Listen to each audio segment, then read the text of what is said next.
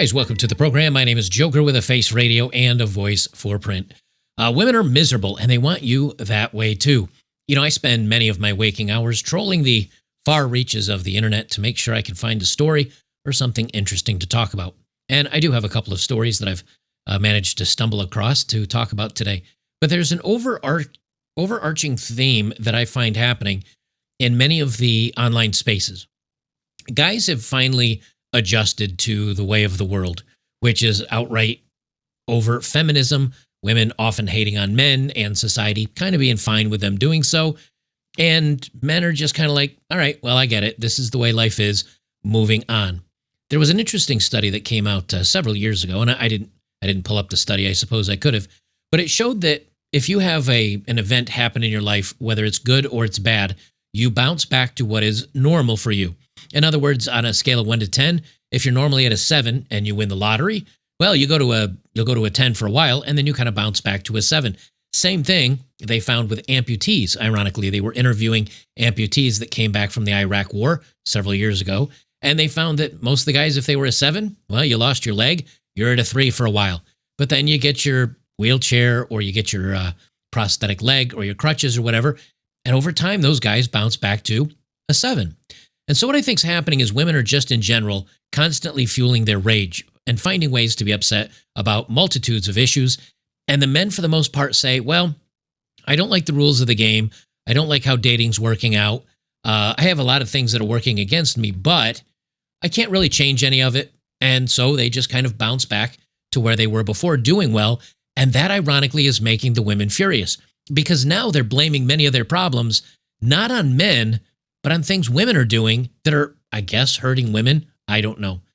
So I got a couple stories to jump into. Before we jump into the main story, however, check out today's sponsor, Crypto.com. As you guys know, crypto treated me very well. It helped me purchase the house I'm sitting in right now, and I've been messing around with it for about 10 years or so. Well, check out this information from Crypto.com. Let's be clear, cryptocurrency, it's no longer emerging. It's actually here.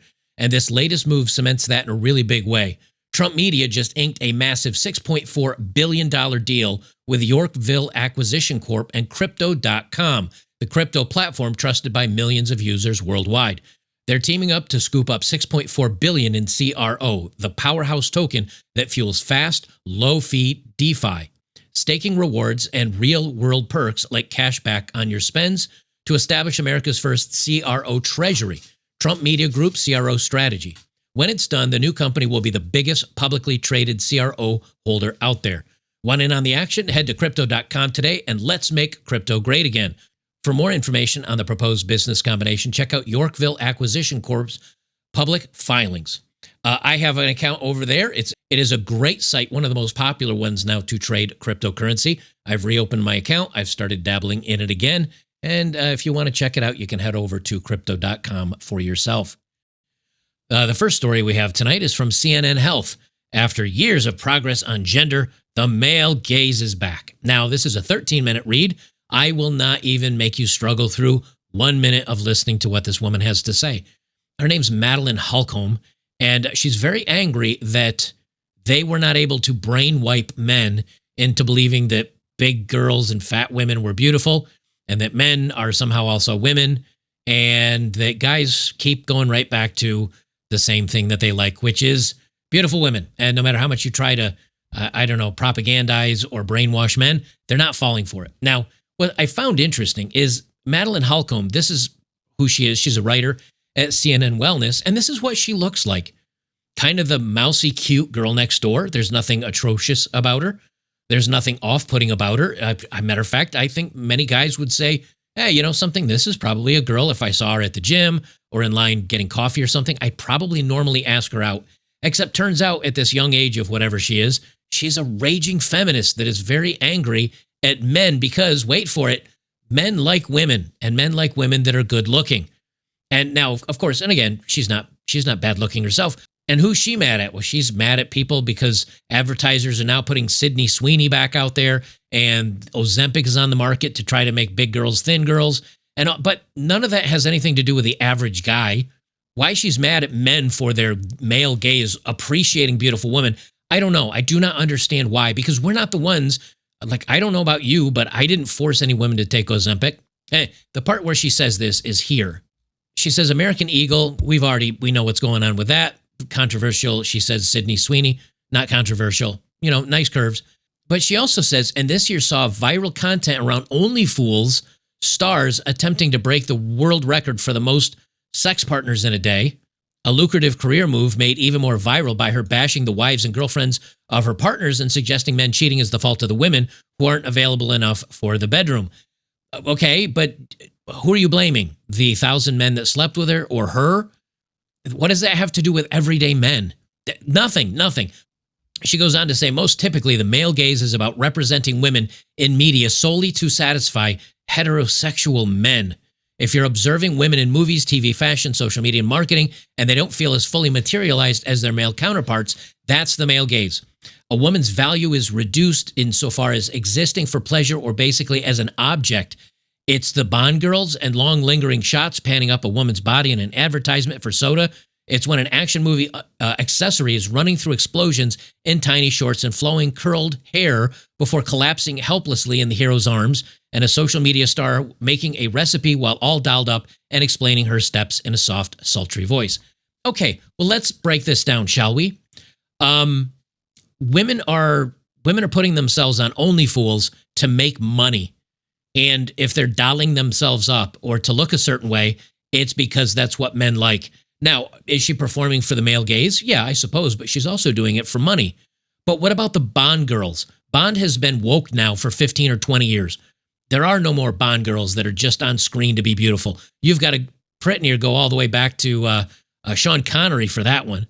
And then on top of that, she says a lingering shot panning up a woman's body in an advertisement for soda.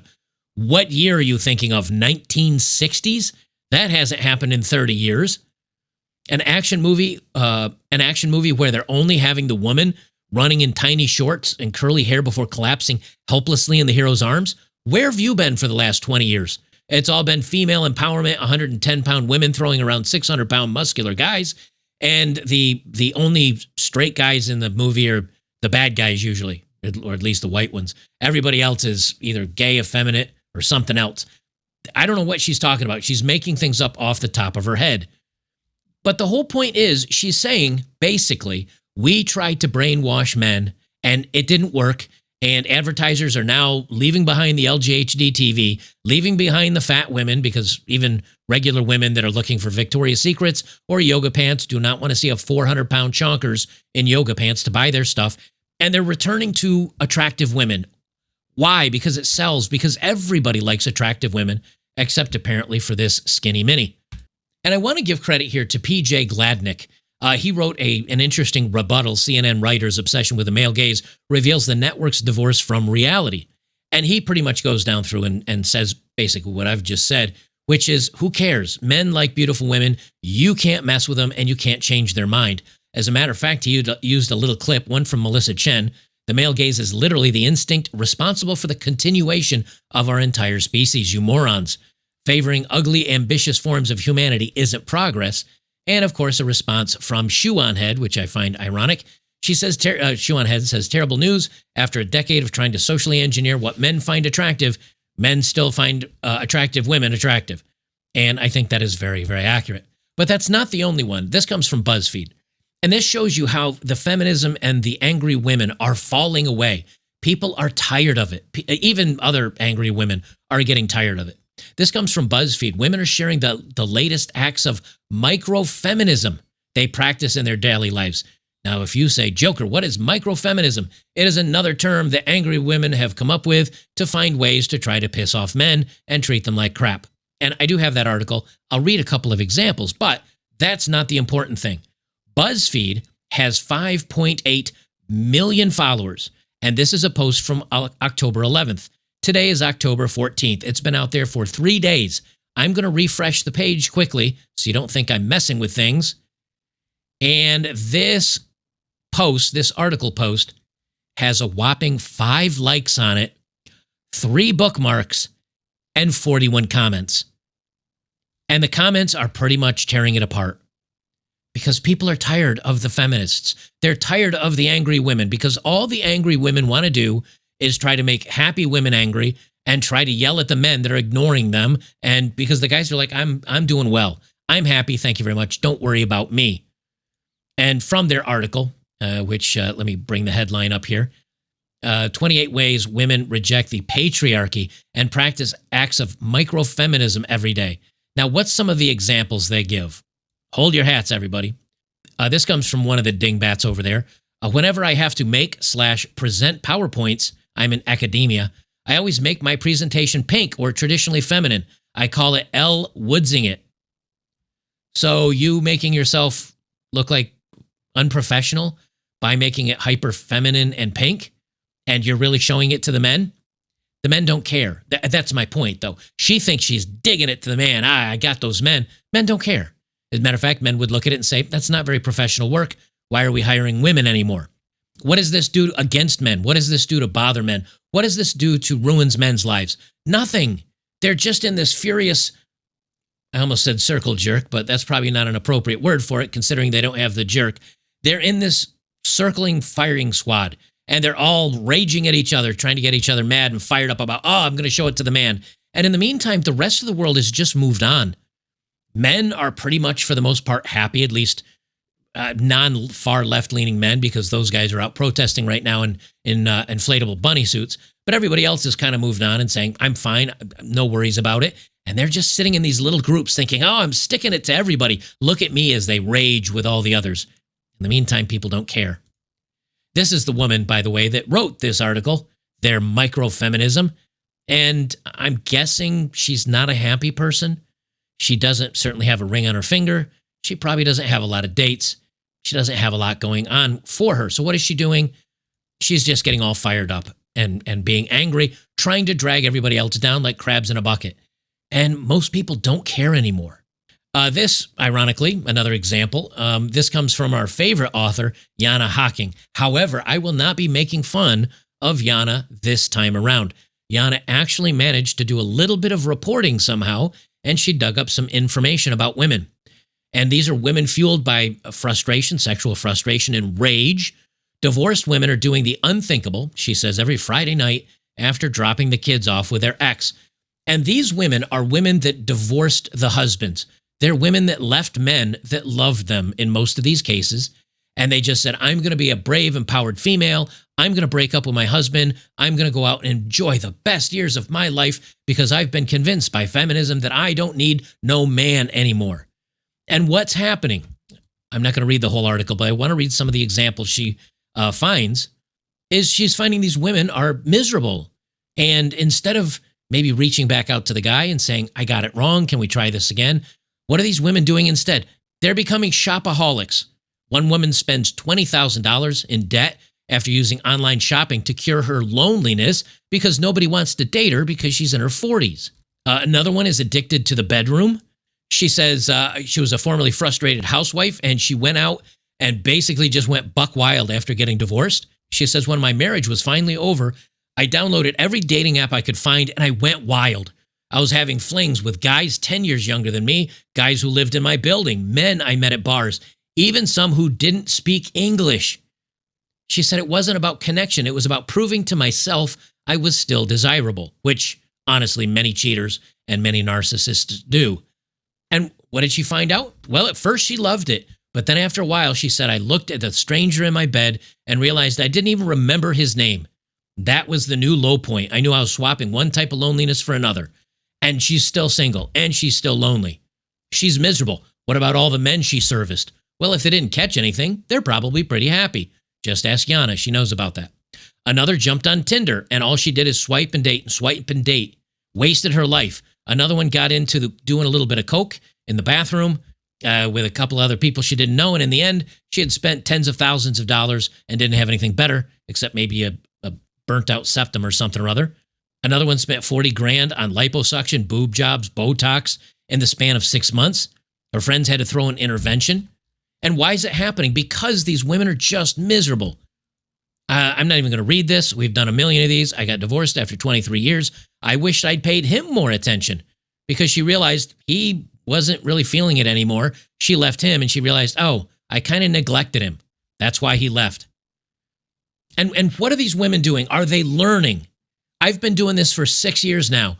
There's many men's content creators, Kevin Samuels, Coach Greg Adams, Entrepreneurs in Cars. There's tons of other content creators that have been doing it for way longer than I have. Some 10, 15 years. Rollo Tomasi is another example.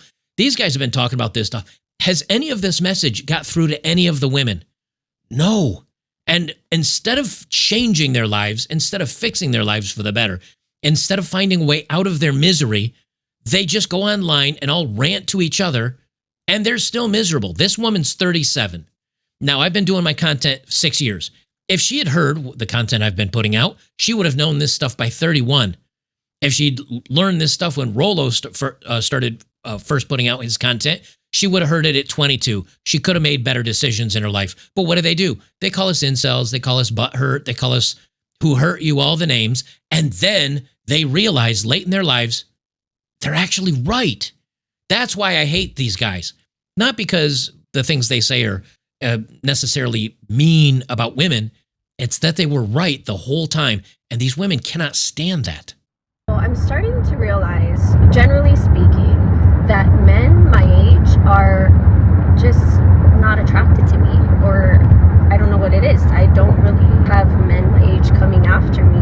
And so I'm wondering why. Not because I plan on changing anything. Like, I'm just genuinely curious. What I'm thinking is either, one, I just seem too exhausting, or maybe two, I seem too crazy, like too much of a handful. So if she knows that men are either A, they think she's too much of a handful, or they think she's crazy, if you realize that, why don't you change things? But what does she say right in the beginning?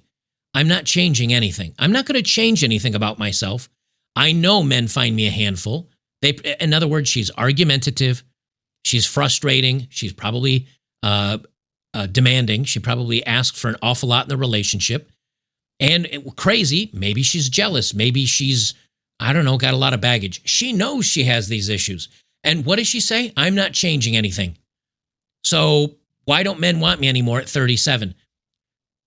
Say it with me, everybody, because the guys that are your age are dating the cute 28-year-olds or 26-year-olds without all the issues, and they're out there having fun. In the meantime, she's 37, and she wants Mr. Serious right away because she's on a timeline.